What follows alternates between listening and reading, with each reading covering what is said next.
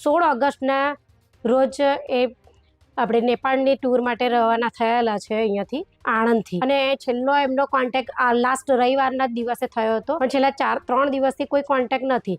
જ્યારે ગઈકાલે બપોરે એજન્ટનો ફોન આવ્યો ત્યારે જ બ્રધરને ખબર પડી, મોટા ભાઈને, કે ત્યાં નેપાળમાં કંઈ હોનારત થયેલી છે. સરકાર પાસે એક જ આશા રાખીએ છીએ કે વહેલામાં વહેલી તકે બિમલ પટેલ અને જયમીના પટેલનો કોન્ટેક્ટ કરે, અને ગમે ત્યારે બી જાણ થાય એટલે તરત જ અમને ઘરે વહેલામાં વહેલી તકે સુખરૂપ પહોંચાડે. ત્યાંના એજન્ટ, નેપાળના એજન્ટ, ત્યાંની ટુરિસ્ટ બધે જાણ કરી લીધી. ત્યાં પણ કોઈ સંપર્ક થઈ શક્યો નથી એમનો. જેમ બને એમ વહેલા હેમખેમ પાછા આવે એવી અમે ભગવાનને પ્રાર્થના કરીએ છીએ. નેપાળ પૂર વચ્ચે આણંદનું દંપતી લાપતા જોવા મળ્યું. આણંદના વિમલ અને જયમીના પટેલ સંપર્ક વિહોણા બન્યા છે.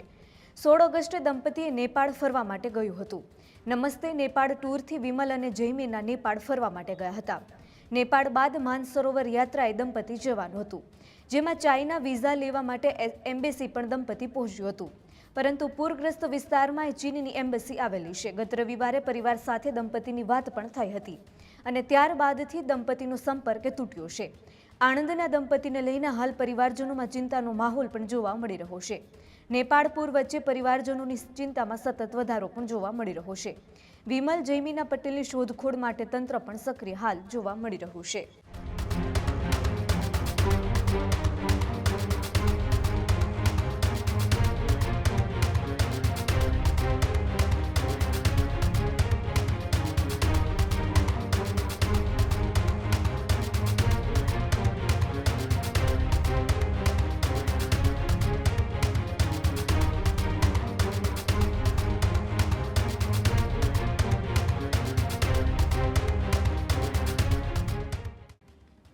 મારું નામ નિમિષા પટેલ છે. બિમલ પટેલ મારા નાના ભાઈ અને જયમીના બેન પટેલ એ મારી ભાભી છે. એ બંને યુએસએથી 28 જુલાઈના રોજ આવેલા હતા, અને 16 ઓગસ્ટના રોજ એ આપણે નેપાળની ટૂર માટે રવાના થયેલા છે અહીંયાથી આણંદથી, ભાઈના ઘરેથી.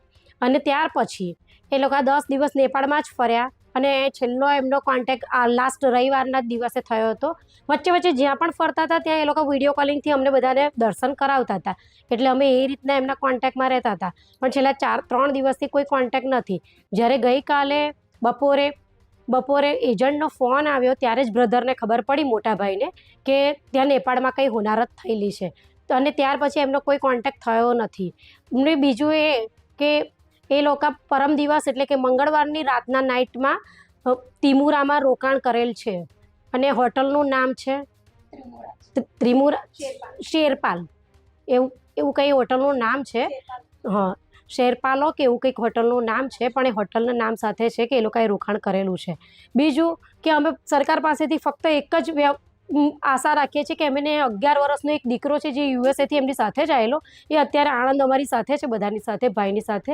અને એને તો હજુ આ વસ્તુની કોઈ જાણ જ નથી.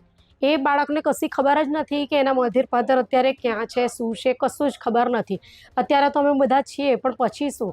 એટલે અમે સરકાર પાસે એક જ આશા રાખીએ છીએ કે વહેલામાં વહેલી તકે બિમલ પટેલ અને જયમીના પટેલનો કોન્ટેક્ટ કરે, અને ગમે ત્યારે બી જાણ થાય એટલે તરત જ અમને ઘરે વહેલામાં વહેલી તકે સુખરૂપ પહોંચાડે. બસ અમારે ભગવાનને એ જ પ્રાર્થના છે કે એ લોકો સેફલી આવી જાય, બીજું કશું જ આશા નથી. મારું નામ ધર્મેન્દ્ર પટેલ છે.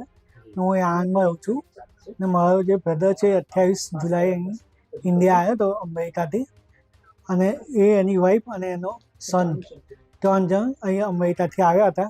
ત્યારબાદ 16 તારીખે ઓગસ્ટમાં એ લોકો નેપાળ જવા માટે અહીંથી રવાના થયા હતા.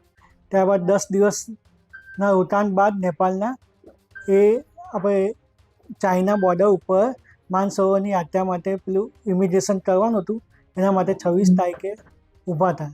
ત્યારબાદ એમનો કોઈ સંપર્ક થઈ શક્યો નથી. અમારે છેલ્લે જ્યારે વાત થઈ ત્યારે રવિવારે પોખરા હતા, એ જગ્યાએ અમારે વાત થઈ હતી.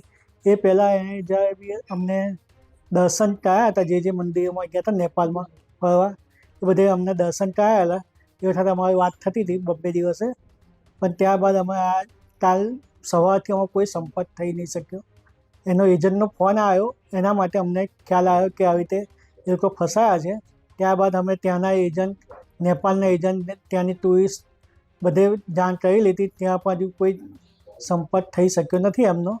અને ત્યારબાદ અમે અહીંના જે સંસદ સભ્ય છે, ધારાસભ્ય છે, અહીંનો ડિઝાસ્ટર સ્ટાફ છે, ત્યાં બી અમે જાણ કરેલી છે ને એ લોકો સંપર્ક કરવા માટે કહેલું છે. અને જેમ બને એમ વહેલા અહીં હેમખેમ પાછા આવે એવી અમે પ્રભુત્વને પ્રાર્થના કરીએ છીએ. ખેડૂત ભાઈઓ છે ખેતરમાં ડ્રોન ઉડાવતા હોય છે ત્યારે આપણે એક પ્રશ્ન સતાવતો હોય છે કે જે આપણે અત્યાર સુધી જીપીએસ ટેકનોલોજીવાળા ડ્રોન વાપર્યા છે, જેથી કરીને મોબાઈલ ટાવર છે અથવા તો હાઈ ટેન્શન લાઇન પસાર થતી હોય, કોઈ વૃક્ષો હોય, ત્યારે જે જીપીએસ ટેકનોલોજીવાળા ડ્રોન છે એમાં ટકરાય અને ટ્રેસ થાય છે.